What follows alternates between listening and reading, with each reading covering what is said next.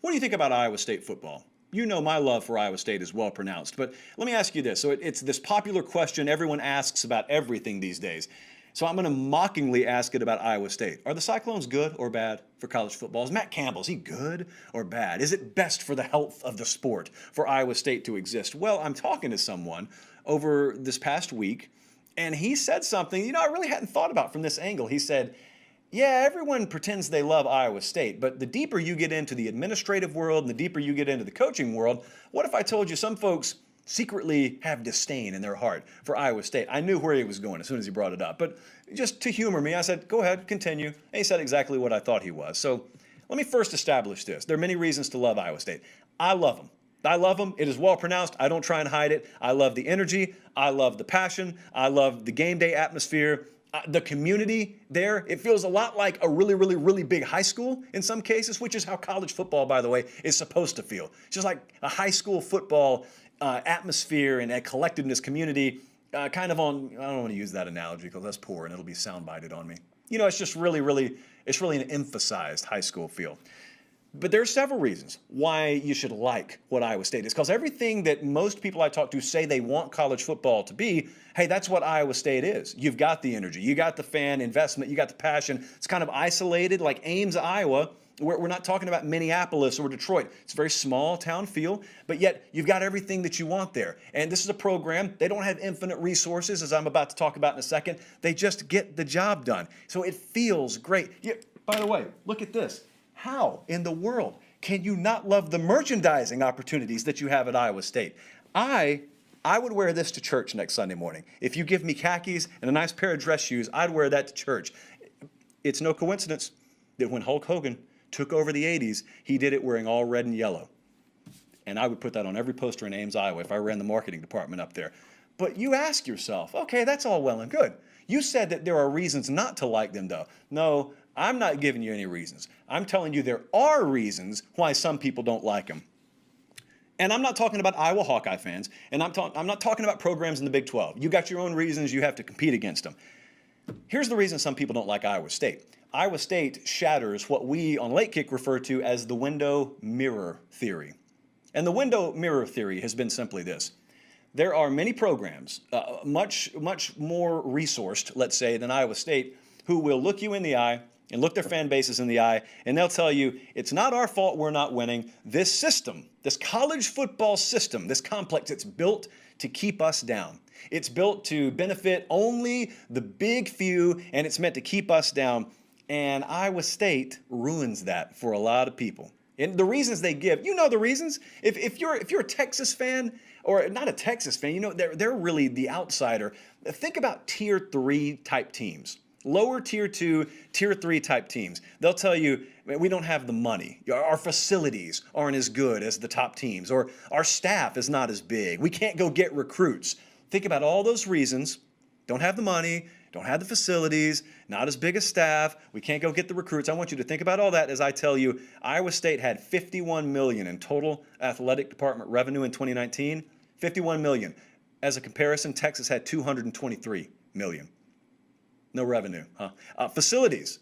Our Brad Crawford does a top 25 college football facility rankings every year. Iowa State is yet to crack the top 25 there. Don't have the facilities. Staff. Iowa State staff, their size, their analyst department, fractional to the likes of a Clemson or an Alabama or a Georgia or a Texas. You want recruiting classes. You need the recruits to win. Okay, the past 4 recruiting classes at Iowa State, 59th, 46th, 46th, 55th this past cycle. And yet their records the past 4 years have been 8-5, 8-5, 7-6, 9-3 this past year, played for the Big 12 championship, minus 3 turnovers, I would argue could have won the game, and then they went on to win the Fiesta Bowl. Here is why a lot of people don't like Iowa State. They look at the results there, and then all of a sudden, what they're telling you is the problem out the window. They're pointing out their fan base all of a sudden looks and they see this program in Ames, Iowa doing a lot more than their team is doing with fractions of the resources their team has, and all of a sudden they take the window and they say, stop looking out the window. Go look in the mirror, because this team up in Iowa has basically shattered the window. they're slowly making us realize the problem with our athletic department, the problem with our football program, it's not college football. It's not the complex that's built against us. We've just made really bad hires. And then we've added more bad hires. And we've got people making decisions around here that don't need to be making decisions. But that's murky. That you got to really roll up your sleeves and dive in. It's a lot easier to just say, well, college football these days, we're never going to be able to compete. Yeah, well, they're going to be in Ames, Iowa, one of the favorites to make the playoffs this year. They're going to be one of the favorites to compete for and maybe win a Big 12 championship. And so there's this old adage, Jim Ross used to say it all the time in WWF, you cannot sell goods from an empty cart.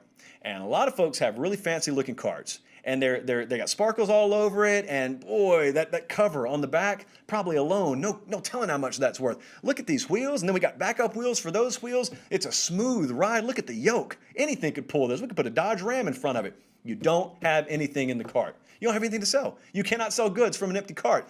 Iowa State, conversely, they just trot along. It's not the most expensive cart in the world.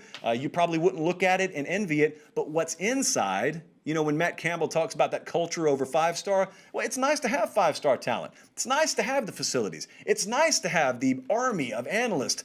But a lot of folks probably look at Alabama and think Alabama wins because of that. No, they don't. If they did, Texas would be in the national playoff conversation every single year. The reason Alabama wins is the same reason Iowa State wins. It's the nucleus. It's what is your culture? What is your defined process? And I've told you before, and I'll tell you again, a lot of folks overthink the room, and when they hear Matt Campbell talk about this process over results mentality and the grind and day by day, folks don't think that can be the secret formula. There's no way that can be the secret formula because any idiot could figure that out. You're right. Any idiot could figure that out. The secret for success is so basic in life and in football. It's so simple. But it's not shortcutish. There's no easy way to implement that culture. You got to do it the hard way. And it's really hard. That's why when you get on top, it's even harder up there because then a lot of folks have to turn over their blueprint because they relied on doubt and disrespect and people picking against them and us against the world to get there. And well, now everyone believes in us. How do we stay on top? Well, that's not the way that the best programs are wired. You can't do it and sustain. And so when Matt Campbell, I can guarantee you this now, just as much as I'm talking about the limited resources, but the maximizing of results at Iowa State, just as much as he's done that at Iowa State, if he ever takes a bigger job, one of the first things he's going to have to do when he walks in is he's going to have to say, I don't care that you just raised my salary by 115%. I don't care that you're giving me the budget for this army of off-field analysts. I love the facility upgrades that you've promised me. I love this logo on my polo here and the tradition and history it represents.